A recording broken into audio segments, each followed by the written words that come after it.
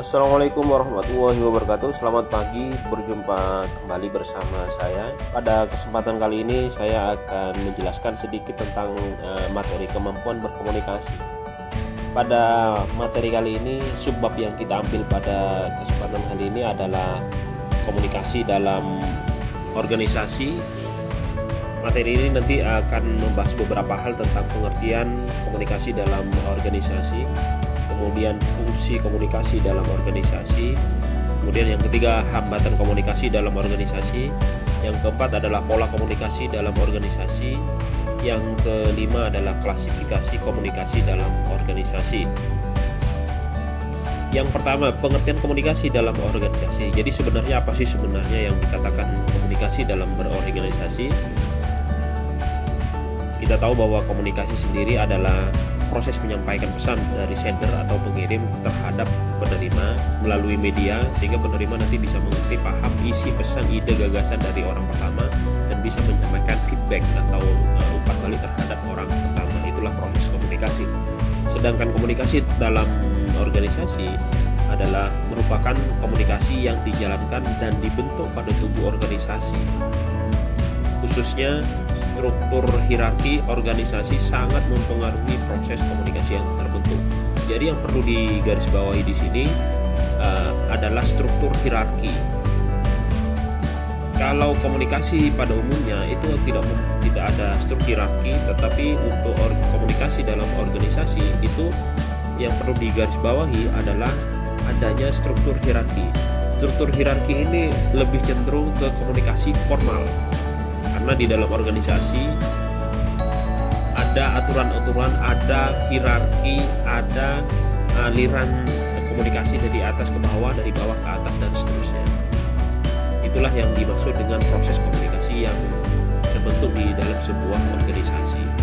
Kemudian yang kedua adalah fungsi komunikasi dalam organisasi. Fungsi komunikasi dalam organisasi itu ada beberapa hal. Yang pertama adalah fungsi untuk pengendalian. Fungsi pengendalian dalam komunikasi organisasi memiliki tujuan untuk mengendalikan tingkah laku anggota organisasi melalui berbagai cara. Pada tiap organisasi pasti memiliki kewenangan dan garis komando yang wajib ditaati oleh karyawan. Misalkan garis komando dari atasan ke bawahan, misalkan dari bawahan ke teman sejawatnya dan seterusnya gitu. Itu adalah garis komandonya. Jadi yang pertama, fungsi komunikasi adalah sebagai pengendalian. Apabila karyawan memiliki masalah pada departemennya, maka permasalahan tersebut secara prioritas harus dikomunikasikan kepada atasan atau manajer yang bertanggung jawab di departemen yang bersangkutan.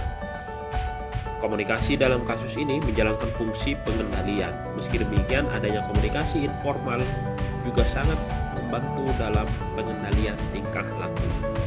Jadi meskipun secara umum komunikasi dalam organisasi itu bersifat formal, tetapi ada hal-hal informal juga yang bisa dimasukkan ke dalam situ.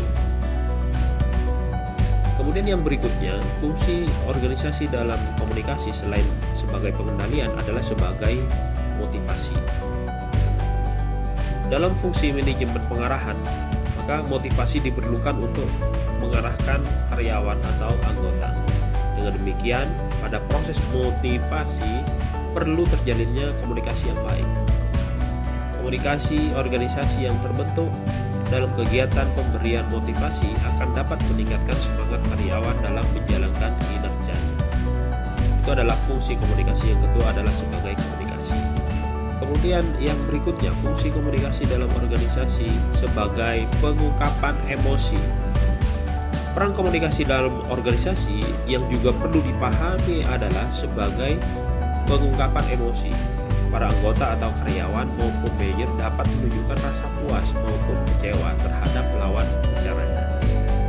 Hal tersebut dapat menjadi sinyal supaya kinerja organisasi dapat lebih ditingkatkan atau dipertahankan apabila telah mencapai target.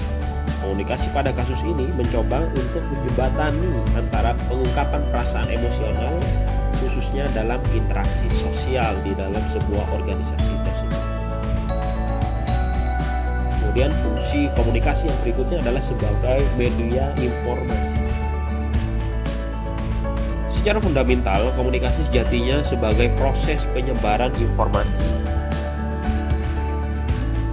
Pada organisasi, informasi yang didistribusikan pastinya merupakan info yang dibutuhkan oleh anggota atau kelompok atau karyawan.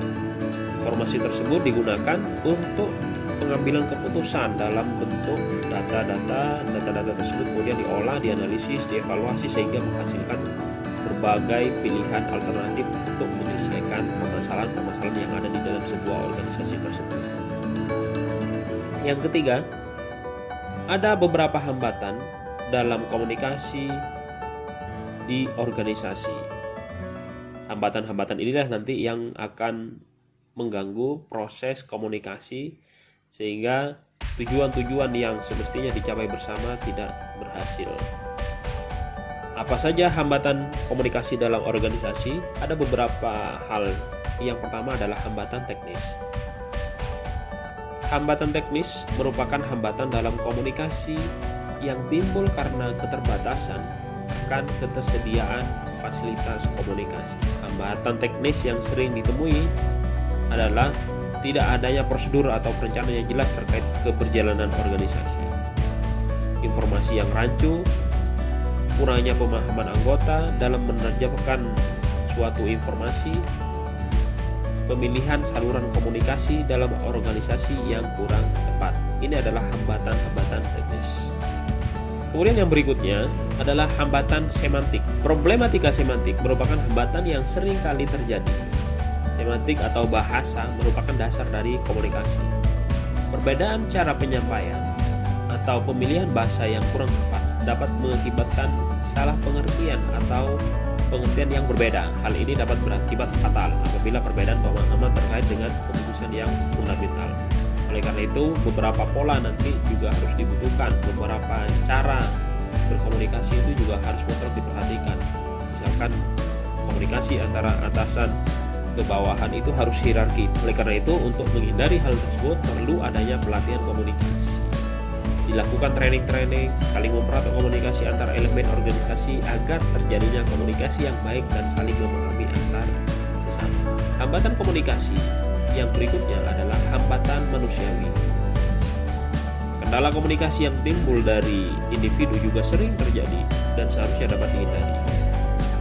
Kendala komunikasi ini dapat terjadi akibat faktor emosional maupun persepsi pribadi. Hal lain dapat disebabkan oleh ketidakmampuan panca indera dalam menangkap informasi.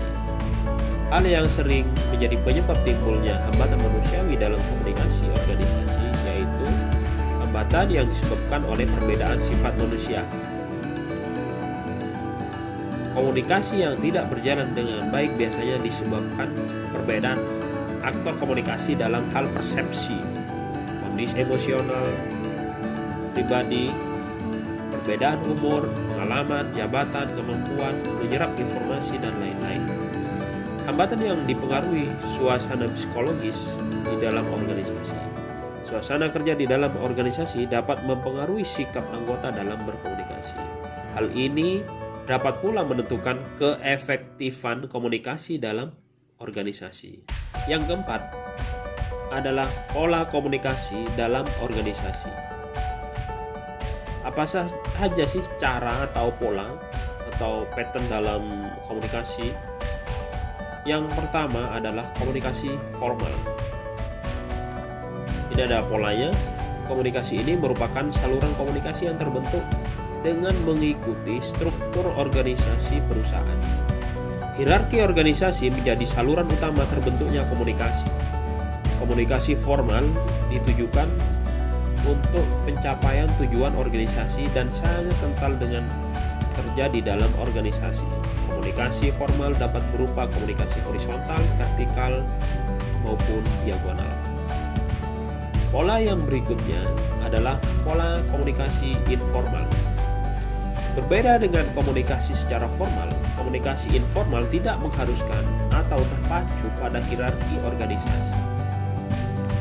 Komunikasi ini terbentuk secara insidental dan spontan yang timbul karena kesamaan rasa seperti tugas dan tanggung jawab bersama.